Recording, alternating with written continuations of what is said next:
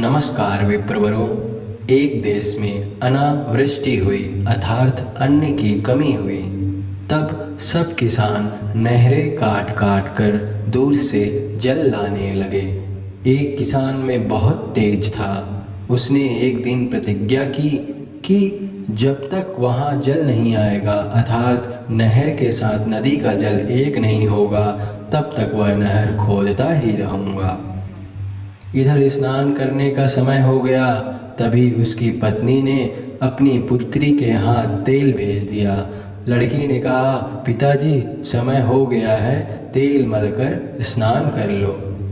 तब उस किसान ने कहा, तू जा, मुझे अभी काम है, समय दोपहर का हो गया। अभी भी किसान मैदान में काम कर रहा है, स्नान करने का नाम तक नहीं। उसकी स्त्री ने अब मैदान में आकर कहा, अभी तक नहीं नहाए? क्यों नहीं नहाए हो? भात ठंडा हो गया है, तुम्हारी सब बातें ही बड़बड़ कर हैं। अब नहीं हो रहा है तो कल कर लेना या खा पी कर करना।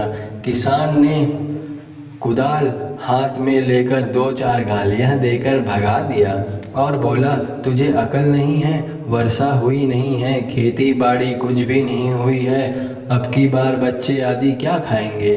बिना खाए हम सब तो मर जाएंगे। मैंने प्रतिज्ञा की है कि मैदान में आज जल लाऊंगा, तब फिर नहाने खाने की बात करूंगा। स्त्री उसकी चाल ढाल देखकर भाग गई। किसान ने सारा दिन खूब कठिन परिश्रम करके संध्या के समय नहर के संग नदी का योग कर दिया।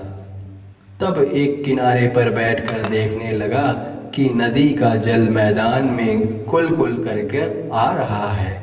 उसका मन शांत और आनंद में भरपूर हो गया। घर जाकर स्त्री को बुलाकर बोला, ला अब तेल दे और थोड़ा तंबाकू बना। तत्पश्चात निश्चिंत होकर नहा खाकर सुख से घुर्राटे लेकर सो गया। यह होती है तीव्र वैराग्य की उपमा। और एक किसान था, वह भी मैदान में जल ला रहा था। उसकी स्त्री ने जाकर कहा, बहुत देर हो गई है, अब आओ, इतने अधिक काम की आवश्यकता नहीं है। तब उसने अधिक कुछ कहे सुने बिना कुदाल रखकर स्त्री से कहा, तू जब कहती है तो फिर चल। उस किसान से फिर मैदान में जल नहीं लाया गया। यह है मंद वैराग्य की उपमा। खूब तेज के बिना हुए किसान के मैदान में जल जैसे नहीं आया, उसी प्रकार मनुष्य को ईश्वर की प्राप्ति नहीं होती।